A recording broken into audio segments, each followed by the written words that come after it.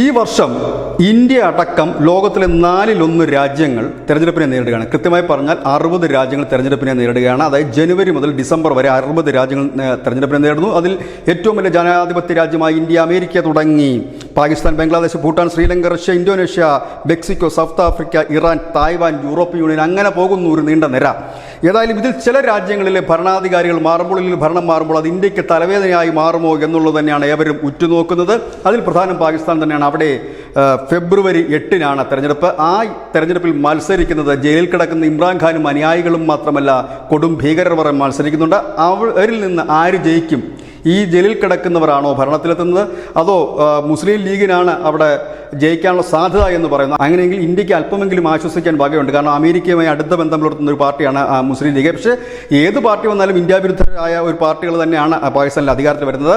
എന്നാൽ ബംഗ്ലാദേശിലേക്ക് വരുമ്പോൾ കഥ മാറുകയാണ്. അവിടെ അധികാരത്തിൽ വരാൻ സാധ്യത ഉള്ളത് അവാമി ലീഗിനാണ്. ഇന്ത്യയുമായി അടുത്ത ബന്ധം സൂക്ഷിക്കുന്ന ഒരു പാർട്ടിയാണ് അവാമി ലീഗ്.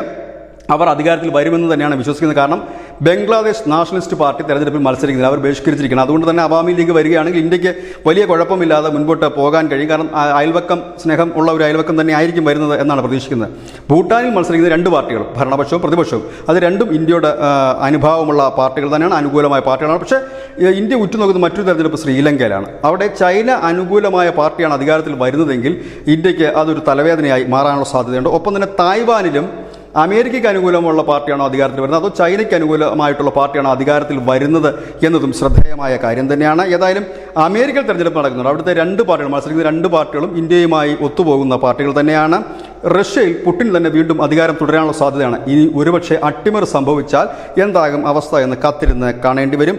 ഏതായാലും ഇതുതന്നെയാണ് ഇന്ത്യയെ സംബന്ധിച്ച് നിർണായകമാകുന്ന ഒരു വർഷം. അതിലേറ്റവും പ്രധാനപ്പെട്ടത് ഫെബ്രുവരി 8 തന്നെയാണ്. അത് പാകിസ്ഥാനിൽ തെരഞ്ഞെടുപ്പിൽ ആര് അധികാരത്തിൽ വരും എന്നുള്ളത് തന്നെയാണ് പ്രധാന ചോദ്യവും. News desk, news India Malayalam.